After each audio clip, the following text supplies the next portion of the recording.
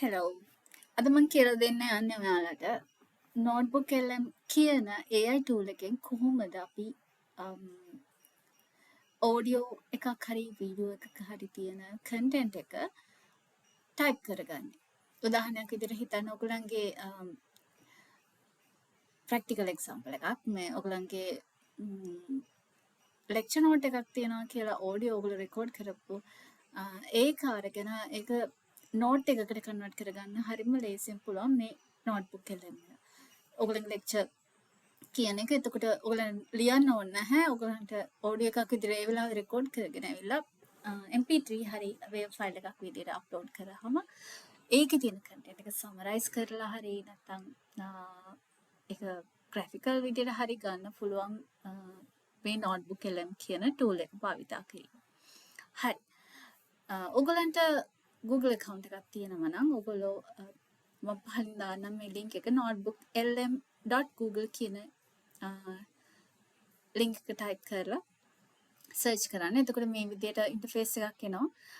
ඔයගලන් try notebook LM කියන button එක click කරාම ඔයගලන්ගේ notebook create කරන්න පුළුවන් interface එකට යනවා. එතකොට මේකේ අලුතින්ම ඔයාට notebook එකක් create කරන්න පුළුවන්.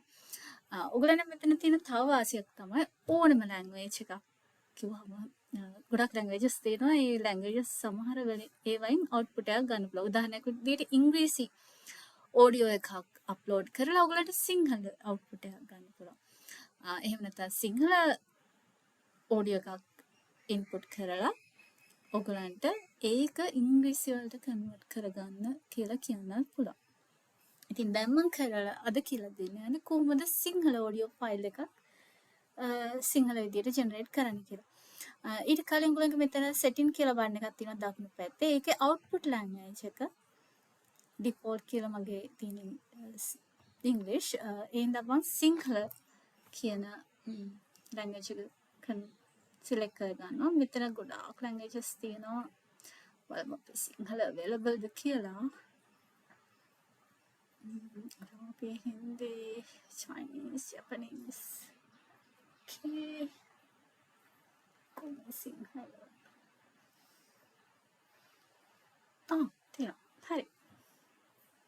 මේ සිංහල විදියට save කරගන්නවා setting වලින්.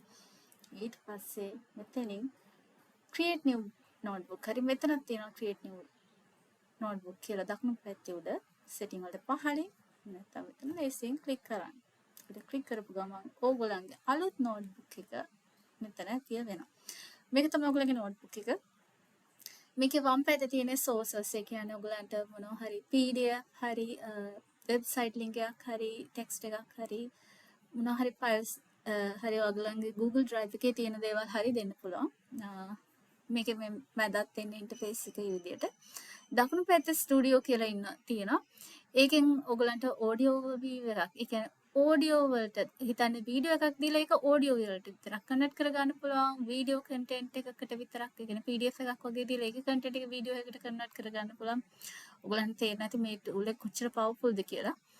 ගොඩක් අය use කරන්න දන්නේ නැති ප්‍රශ්නේ තියෙන්නේ. මේ වගේ mind map එකක් especially ඔයගොල්ලෝ ඉගෙන ගන්න කෙනෙක් නම් ඔයගලන්ට infographic flash cards ඒ වගේ දේවල් වලට use කරන්න පුළුවන්. හරි. මම දැන් කරන්න යන්නේ මගේ තියෙනවා MP3 සිංහල ෆයිල් එකක් download කරගත්ත. ඒක මම upload කරලා දෙනවා. එතකොට ඔයගලන්ට මොකක් හරි website එකක link එකක් තියෙනවා නම් හරි YouTube link එකක් තියෙනවා නම් මෙතනින් click කරලා ගන්නත් පුළුවන්. drive එක click කරන්නත් පුළුවන්. නැත්නම් මේ මෙතන අප්ලෝඩ් ෆයිල් කියන එක ක්ලික් කරලා ඔයගලන්ගේ ෆයිල් එක අප්ලෝඩ් කරගන්න පුළුවන්. හරි. දැන් මම ෆයිල් එකක් අප්ලෝඩ් කරන්න යන්නේ.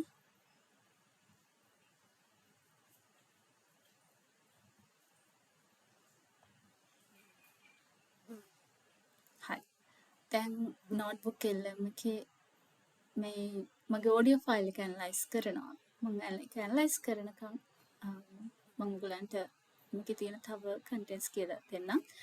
මේකේ slide එක කියලා කියන්නේ ගොඩක් වෙලාවට presentation එකක් වගේ කරනවා නම් ඔයගලන්ට හරිම වැදගත් මොනවා හරි contents එක එක සෝස් එකක් නෙමෙයි PDF එකක් වෙබ්සයිට් එකක ලින්ක් කිහිපයක් ඒ වගේ දීලා ඒකෙන් ප්‍රසන්ටේෂන් ස්ලයිඩ් එකක් හදාගන්න පුළුවන්. ඒ වගේම ඩේටා ටේබල් එකක් ජෙනරේට් කරගන්නත් පුළුවන්. උදාහරණයක් විදිහට මොනවා හරි විස්තර ගොඩාක් accountancy related අපි කියමු මොනවා හරි තියෙනවා නම් මේක ලස්සන්ට ඩේටා ටේබල් එකකට Excel ටේබල් එකක වගේ arrange කරලා දෙනවා. මයින්ඩ් මැප් එකක් කියන්නේ ගොඩක් වෙලාවට මොනවා හරි content එකක් ගැන high level ඉගෙන ගන්න කට්ටිය නම් දන්නවා මයින්ඩ් මැප් එකක් හරි ලේසියෙන් හදන්න පුළුවන්. හැම content එකක්ම මොකක් හරි topic එකක් අරගෙන ඒකට තියෙන ප්‍රධාන දේවල් link කරන නිකන් චිත්‍රයක් වගේ දෙයක් ජෙනරේට් කරගන්න පුළුවන්. හරි. එතකොට මේකේ රිසර්ච් කරලා අපි මොනවා හරි අහන ප්‍රශ්න වලටත් උදාහරණයක් විදිහට chat GPT එක විදියට නැත්නම් Gemini එකේ විදියට answers දෙනවා. ඒත් ඔයගලන්ට මෙතන අවශ්‍ය දේ ටයිප් කරලා කියන්න විතරයි තියෙන්නේ. හරි. දැන් මගේ source එක මම දීපු හරි. audio එක දැන් මේකේ අරගෙන තියෙනවා. ඒකෙන් මේකේ ඩිෆෝල්ට් ප්‍රශ්න වගේක් අහනවා මට මේ වගේ මොන හරි විග්‍රහයක් කරන්නද ඕනේ මොන හරි ප්‍රශ්නද ඒ වගේ මේක නිකන් උදාහරණ වගේක් කිහිපයක් තියෙනවා මට ඒක නෙමෙයි වුනේ මට ඕනේ මේකේ තියෙන කන්ටෙන්ට් එක ඒක සිංහල ෆොන්ට් එකකට හරියන විදිහට ටයිප් කරගන්න අපි කියමු හෝඩි පොත කියලා එතකොට can you convert all the content in this audio file into Sinhala